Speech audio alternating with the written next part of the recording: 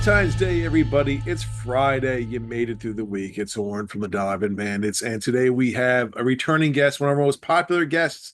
It's Sarah Palmer, also known as Gwengoolie from Svengoolie and House of Svengoolie. Speaking of which, tomorrow night, 10:30 on MeTV. Check out House of Svengoolie with teenagers from outer space. It's going to be Bill, Sarah, and Scott doing the show. They do such a fantastic job. We hope to see more of it going on. Of course, we love Sven as well. Sarah and I, we've spoken before, and this time my daughter Lena is joining the conversation because Lena is a big fan of Sarah's Pinup Palmer YouTube channel, which she gives makeup tutorials and also talks about vintage horror and all sorts of wonderful things. She does a really entertaining and phenomenal job at it. And of course, we're going to talk about the Svengoolie comic as well, how Sarah came about writing her character, which it's a character that can really just go about everywhere and anywhere, and it certainly does. It's a lot of fun. I think you're going to really enjoy it. So here's Sarah. Thank you so much, Sarah, for coming on back. No problem. I love to be on this show. Sorry I missed you last time. I know it was, Yes. we were able to get Rich on and we got Bill on. So, Yeah, next that's time. more than enough.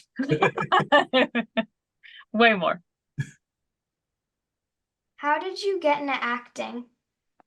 How did I get into acting? It was actually kind of by accident, believe it or not. My parents are such like sports parents. My mom was my diving coach, So I grew up always doing like diving, junior Olympic diving practices. And then all of a sudden, I think it was like elementary school, we did this play, Snow White or something like that. And I just kind of fell in love with acting, and my acting teacher, or not my acting teacher, but my just third grade teacher asked me to stay in for recess, and she had a piano in her room. And she would make me sing a few bars because I don't know what she saw or something, but she saw acting or entertainment, and she didn't see, sports. So it took like a theater show for other parents to come up to my parents, basically saying like, hey, you should get your kid into this. She's not bad at this. My parents are like, oh, I don't know about that. We're going to keep to sports. And so it took them a while, begging and all that stuff, to finally put me into like children's theater programs, and then eventually like singing lessons. And so it just kind of tumbled from there. But I always did sports and theater at the same time. And when in high school, when you get to high school, girl, you'll realize you can't do both sometimes. They're like practice and rehearsals are at the same time, so you have to make a choice. And so I eventually made a choice to be theater, and then I became drama club president. Huzzah, let's go nerds. So. Now, where does the fascination begin with the sort of the 1950s fashion and sort of the Pinup Palmer mystique? That started when I was about 18 years old, and I got hired at Universal Studios Hollywood. Mm-hmm. So, and one of the first face characters I started playing at the theme park was Marilyn Monroe. So I would say out of everybody, she's probably one of the most iconic actresses of the 1950s. And in order to do Marilyn, you have to kind of know everything about her. So like we have to go through the estate and we have to study her. We have to figure out her voice, her mannerisms, and all that jazz. So while I was researching Marilyn, I just kind of dove into other 1950s movies and other 1950s actresses. And I was like, oh, who's this? She's gorgeous. Let me figure out her. And I just started, that's what I do. If I get hooked on something, I'll just snowball and I'll go deep down the rabbit hole of finding everything I can about these people. Call it autism, call it infatuation, who knows? But I do it. So it started from Universal. Playing Marilyn Monroe was the catalyst. Makes sense. How did you come up with the idea of starting a YouTube channel? Oh, gosh. Boredom. Pure boredom. How do I put it? I don't like the typical acting world. My friends all do it. And the acting grind. So basically, if you are an actor in today's world, you will maybe get like one audition every other month. And it's for a small bit role on some random show like 911 or whatever. And you have one line and you're playing like an assistant or something. And it just never appealed to me. Every acting role or movie or TV, whatever I'd done, was always through somebody I knew. So I kind of stayed away from that type of acting world of like the agent and go. And my friends looked miserable. So I never wanted to do it. But I knew I had a lot of ideas.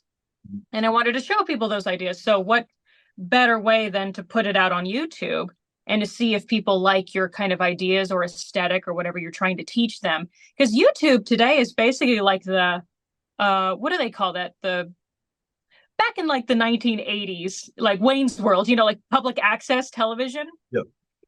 Where anybody could just put anything on there and hope that you get viewers. That's what YouTube is to me. So I was like, I was technically like a public access television show doing makeup or pinup tutorials or pinup locations or movie locations, but then with like this twist of horror host, like random stuff, like a monster will hand me a hairbrush. I haven't seen any other makeup artists do that, but I did because it's what I liked and it's my own show. So you get to have control over it instead of audition for that one line to get cut out of a movie. Exactly. Not as fun. Now, did you think being on that, finding your own voice and, your own character and your own style and like being comfortable in front of the camera when it was time to do, the Svengoolie auditions, there was not a lot of nervousness. You were just kind of used to being in front of people and being out there. I think I was my most nervous during this. And it's because my entire goal in life was to be a horror host. That was my goal. I love it. I love everything about it. I have a book. I work with Diane Vincent, who is Sinister Seymour's daughter at Universal Studios. And she didn't tell me that until I got the job. And I was like, you've been hiding this for 15 years since I've worked here? And she's like, yeah, that's my dad. I was like, okay. He was the horror host of LA at that time in the 1970s. And I was just like, but there was no there was no television, there's no horror hosts anymore. Like they kind of died off over the decades. I would say the last people that are still doing it are Svengoolie and Joe Bob Briggs, and their two channels, and that was it. So the only way for me to try and get something out there that was similar was YouTube. So then when this audition came up and my friend suggested me for it, I was nervous because I was like, this is incredible. Like, here is actually the thing that I've been dreaming of, and it's actually an opportunity to be on a platform to do exactly what I've always wanted to do. And I thought that didn't exist. Like that, those times were gone, So this is probably my most nervousness audition I've ever had. And what a long audition too, because it was like 6 or 8 rounds of just writing. They tested you on writing, improv, voice calls like this. The first audition though was more like, let's see if you're crazy or not. Can we just talk to you to see if you're sane and if we want to put you near Rich. And but yeah, it was really intense. And then to fly to Chicago just for an audition for something that you've no idea that you're going to get, and then also having to write for Sven or Rich Coase is scary. Having to write jokes for him and have him be approved and then have him say it on camera was really nerve-wracking because this is his domain. This is his home. And so like there's a level of respect and fear. No stuff. But yeah, I was very nervous, exceedingly nervous, shaking the entire time. Yeah. How long does it take to do your hair and makeup, and do you do it yourself? I do it myself. Are you talking about like Gwengoolie on the show or just my day-to-day? Gwengoolie. Gwengoolie. Okay. I do my own makeup in the hotel, believe it or not, before I even get there. So just imagine a full face of like glamour ghoul white paste goth makeup walking down the street to the studio early in the morning, but wearing like a beanie. Like people look at me like I'm crazy and I love it. But I have nothing else on. It's like my hair's up in a beanie or whatever. I get to the studio and then we have the wig lady. She puts the wig on me and we glue it down. And then she spray paints my entire body. And it gets really cold in Chicago. And I don't like that spray paint in the morning to like make it match that white polyester skin, which some people are like, is Gwen really that pale or is that makeup? And I'm like, how dare you? I'm from California. Of course it's makeup. We're tan here. But yeah, so I would say it takes about an hour for just my makeup on my face, and then about 45 minutes for the wig and body paint, fully total. So I don't know. Can't do math. It takes a long time. I want to jump for a second and talk a little about the comic book. The first thing was how was it? How were you approached to do it? There you go. Oh, it was really simple. It was, do you want to do this? Easy enough. Yeah, it was, yes, of course, because I have the one from the years past and I loved it. And I saw Bill got to do one for that as well. And I'm not much of a comic book nerd, but anything to give a lore to my character, I'm in. I was like, I want to create a world for Gwen, and I really want to get that out there. So this was my way of doing it, or at least starting it. So yeah, I immediately said yes to it. I think I wrote half of it on the plane flying back from Chicago. Because the deadline for it was relatively like the turnaround for it was, I think, like almost a week once they told us, and then when it was due. So I was like, well, I'm gonna write it on the plane then. So I just kind of scribbled down little fun facts about her, and I was like, I'll do a pre-backstory of how I got to the dungeon, and we'll go from there. So I was gonna say, it's your character seems like it has the most room to grow and expand. Like you said, her lore, where she came from, how she got to where she is now. So how do you sort of narrow down the very beginning of the story? oh, I don't know. I like to keep her vague. It's actually something that Jim Roach kind of taught me. Jim from Svengoolie, of course, and he was the one that he's like, keep it vague because you don't want to attach yourself to too many things because then you'll get caught later on or stuck in one place. He goes, he's like, is Svengoolie a vampire? Is he a zombie? No one knows. So we'll keep it that way. And that's something that always kind of stuck with me. However, there's one thing that I know for sure. Gwengoolie is just dead.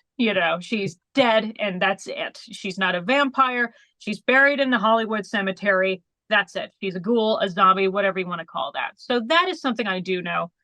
But I don't know how to really answer that question because I want to keep her vague so I can keep expanding it. But I knew I wanted to at least get the setting of where she was laid to rest first. So like her base of where she's at. Because it's kind of been the overall trend, which eventually I would like to kind of start spreading, which we already kind of have filmed some stuff, FYI, here in California to kind of get Svengoolie over here to Hollyweird a little bit, because a lot of the movies that we show are here. Right. And so it's the one access that I do have. I go, I could do that, So we brought him over here to Tinseltown. It's fun. I'd say so. How cool was it, though, picking up the book and seeing your name and the story right there for everyone to see? Amazing.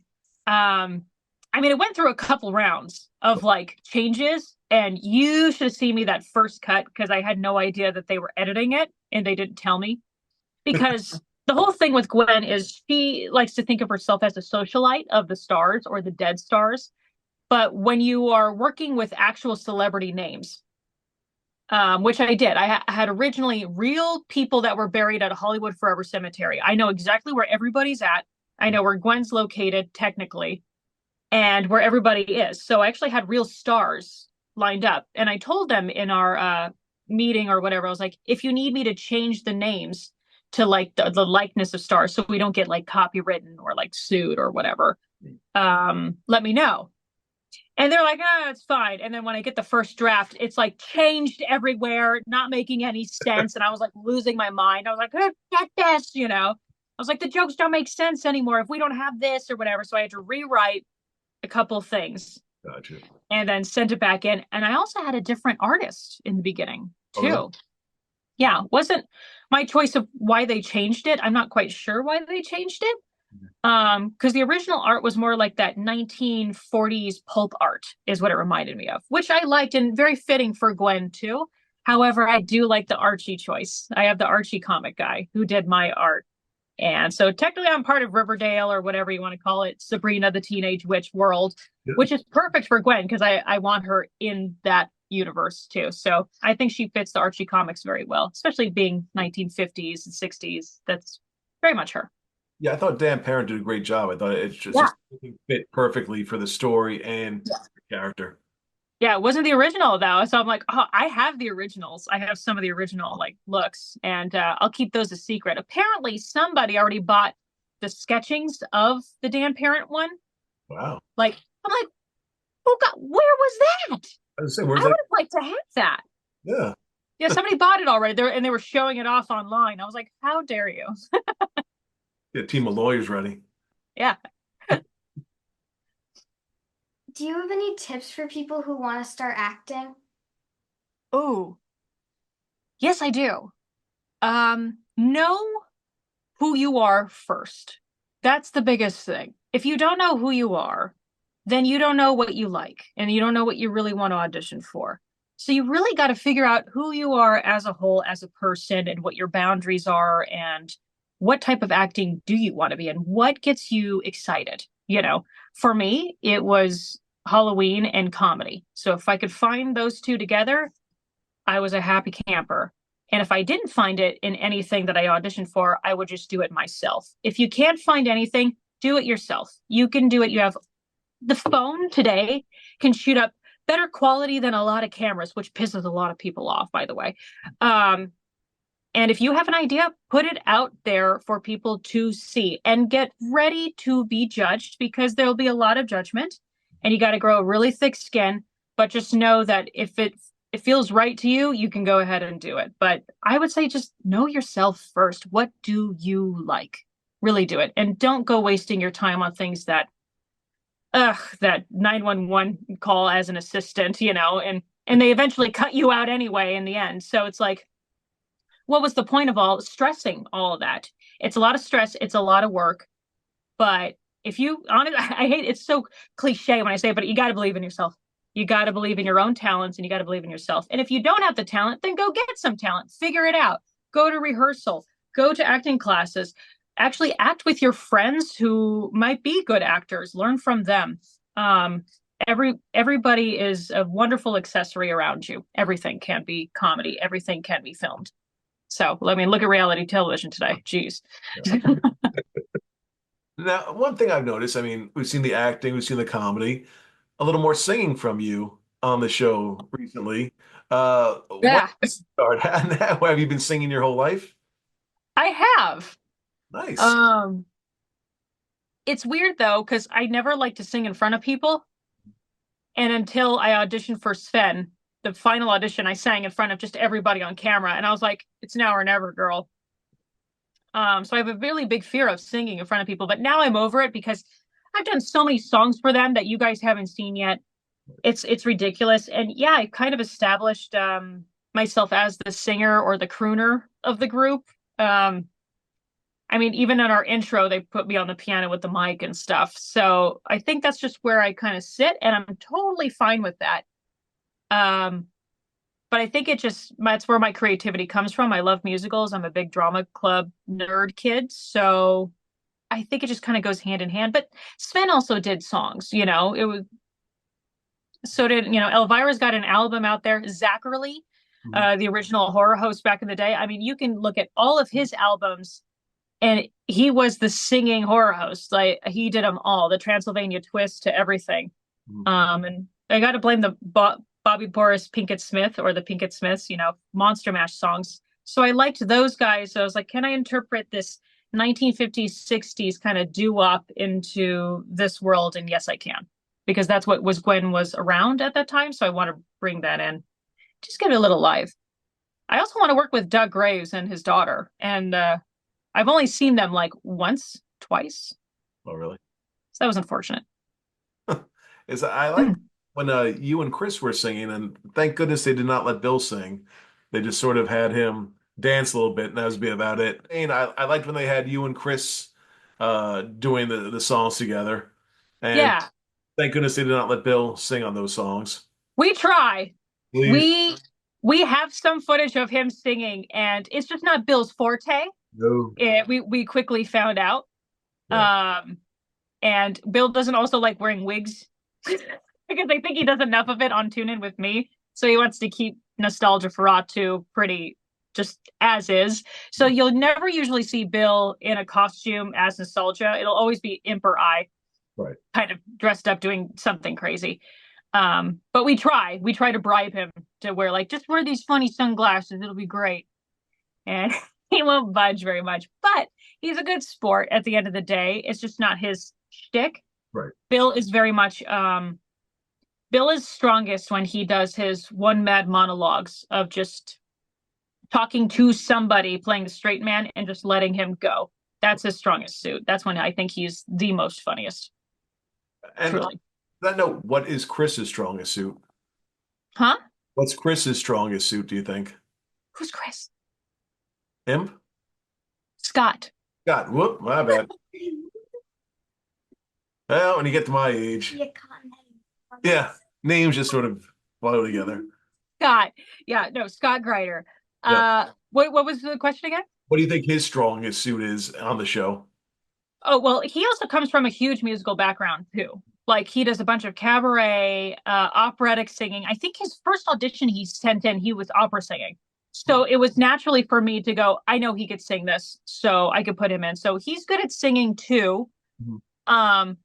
His best stuff is he has the most intricate writing I've ever seen. And he talks a mile a minute as his character because that's his character. It's supposed to be fast, rambunctious, talking a mile a minute, kind of annoying. And that's the point. It's supposed to be obnoxious. It's kind of like the Great Gazoo and Flintstones, you're like, oh God. That's what it's supposed to feel like. But if you really just slow it down and listen to his dialogue, it is the most complex words that he writes. And I don't know if he goes into like a dictionary and finds like the longest word in there just to describe cake, but he'll put it in there. And then trying to read his lines that he gives for me, I stumble all the time because like, why can't I just say this line? Why do I have to say this? I don't even know what this word means, Scott. Yeah, but yeah, the most intricate writing, hands down. So he's strong in writing. He really is. I think so. Creating stories, Right. entertainment. Yeah. Writing for him for sure. Bill's the funniest. We know that. Like Bill could just smile weird and you're like, haha. You're like, that's what you get when you choose a character like that, But like I said, we're kind of like the Three Stooges. And I'm definitely Mo, the straight man. Somebody's got to be the grumpy one. Or for the younger generation, we're like SpongeBob. If Scott is SpongeBob, which he's annoying, rambunctious, overly happy, I'm Squidward. Mhm. And Bill is Patrick. So the dumb kind of but he'll make you laugh the most. And that's what it kind of is. Like Squidward is totally me, the artsy one, who thinks they're way better than really what they are. Yeah, that's a really great way to describe us. I think you hit the nail right on the head. Yeah, SpongeBob reference. What do you see yourself doing in the future? Ooh, good question. Gosh, well, hopefully it progresses to the show, and where we can kind of get into our own groove. But that'll be in due time. I do want to be on other TV shows as this character, if that makes sense. So, like a special guest on, I don't know if you're aware of this, but like Dragula, it's on Shudder. Joe Bob Briggs and all of them, they were like guest judges for that show. To be on like a guest judge on like a Halloween baking cake thing, but as Gwen, for like the Halloween time. That's something I'm kind of pushing or looking forward to. And I kind of want some of the show to really, I'm pushing for California shoots to really get background historic information on locations of like, this is exactly the Hitchcock house. Like, or, here it is. Here's the house on Silent or House on Haunted Hill house, Let's talk about the history and show you it. Since we show you the movies. So it's like just progressing the character and the show itself and expanding it as much as it can. That's what I would like. And that's what we're trying to do.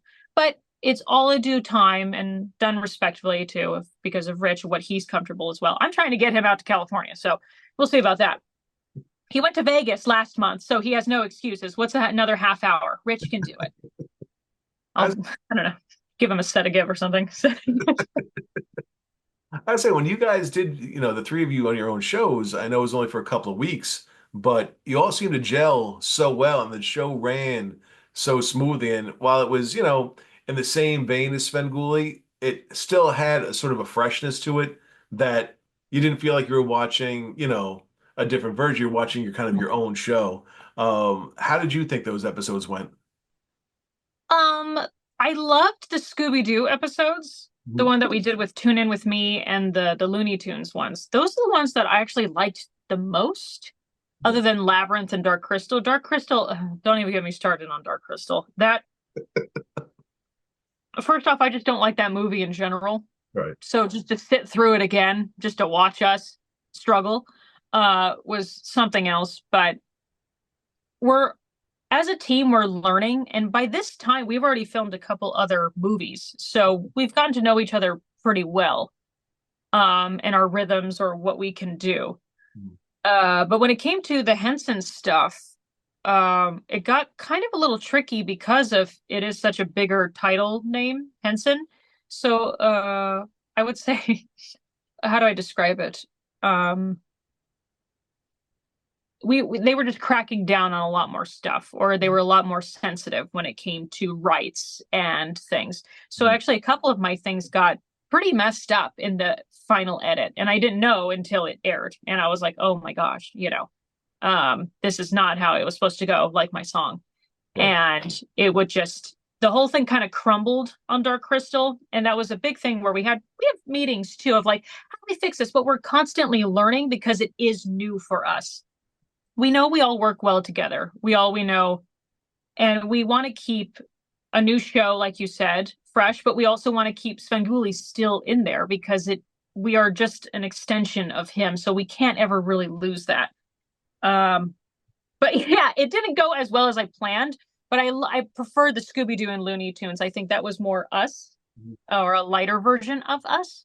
Yep. But that's why I'm excited for the upcoming stuff where we're a little bit more honed in, and we actually could see there's been talks of like, oh, maybe we should see the edit before it airs, just saying. Maybe, so we can try to fix it. Yeah, my song caused a lot of problems this last time, so we had to like go back and redo it and be back, and then it still got crumbled at the end. So lovely fights on set, love it. Yeah, that sounds like a Yeah. good. Oh, wonderful time. Love it. Thank you, Jim Henson. Thank you so much. So, I mean, 2025 is right around the corner. Will you guys be out there doing more appearances together or various stuff, or is that sort of TBD at this point? TBD. I mean, they kind of keep us like pretty locked up in that dungeon. Mhm. I think Imp prefers it, but it's yeah, I would like to. There's been talks of us going to XYZ, certain places, but it's very up in the air and it's hard to get all three of us out there, let alone Rich. Right. So it's just like, where is the right place for us? I mean, we've only aired technically twice or four times if you count Scooby-Doo and Looney Tunes. So is it really that much exposure to get us out there? Could we have a line? I think we can if we're with Rich and we're there for a specific time. And I go, I think that's about what we are right now. I mean, who knows? Regardless, if people are already coming up to me on my own shows here in California wearing my t-shirts, I think that's a good sign that it's working. Mhm. So it may be time to try and let us out a bit and see where we are meant to be. I'm not sure yet, though. There's no promises. People have asked, and I give them nothing. I go, eventually, maybe. I wish. Yeah. Yes. So that was really a good time. We had Lena did a great job, and Sarah was so kind to speak to her. Uh, I really think this is a character that could take off in so many different directions, as I said before. And her talking about how she wrote the comic, and just her background. Getting to where she is now. She's singing more on the show. So multi-talented, and just a joy to have her on. Just a joy to have all the folks on the show on. Even Bill Leff, my buddy. So. Thank you, Sarah. We're gonna have to have you guys on again. Have to have you guys check us out one more time. Next week, we have a whole other list of shows coming out for you. You're gonna really enjoy them. Have a wonderful Valentine's Day. Have a great weekend, and we will see you then.